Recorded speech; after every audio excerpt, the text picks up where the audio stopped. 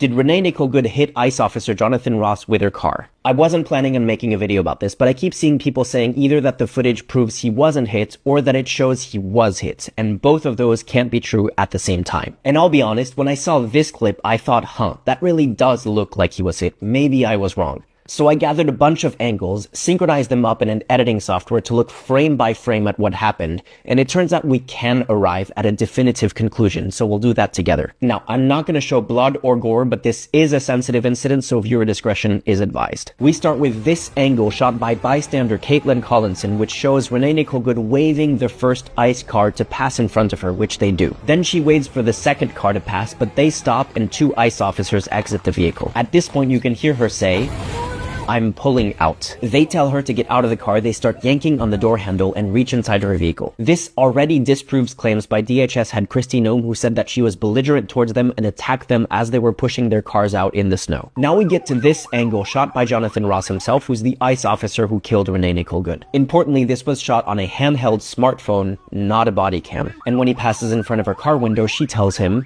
"That's fine, dude. I'm not mad at you." Which further shows that she was being calm and polite and trying to de-escalate the situation so she could leave. As far as I understand, this is her wife, which you could argue is being slightly more confrontational, but one, she has every right to be, and two, she's not behind the wheel, so her behavior is not at issue at all. Moments before the shooting, you can see on Ross's camera that she's turning the steering wheel right. You can also see the wheels of the car turning right from the other angle as Ross steps out of the path of the vehicle.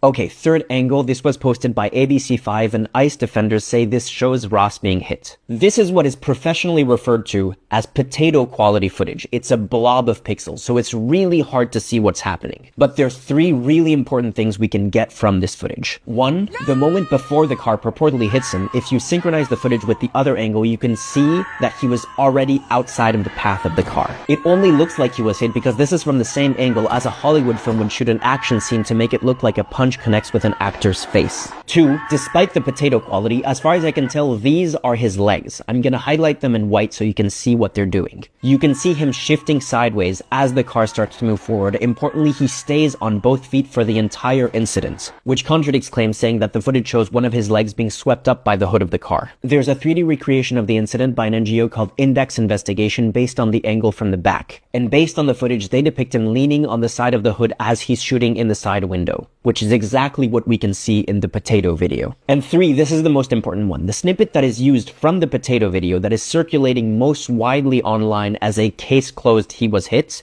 was tampered with. It doesn't have original sound. It's a less than 1 second clip playing on a loop, and it's been sped up to make it look like the car is going faster than it was. This is part of a deliberate disinformation campaign to change the narrative, so it's not your fault if you were misled by a clip that was tampered with. Finally, back to the officer's perspective, they say you can see him and hear him being hit by the car and that his body cam is knocked off. But remember, this isn't a body cam, it's a smartphone in his left hand. All you can see and hear is him pulling his gun out, using his left hand with his phone in it to lean on the hood of the car, and firing 3 times. And cherry on top, the last thing she said to him was, "That's fine, dude. I'm not mad at you." and this is the first thing he said after killing her. Fucking bitch.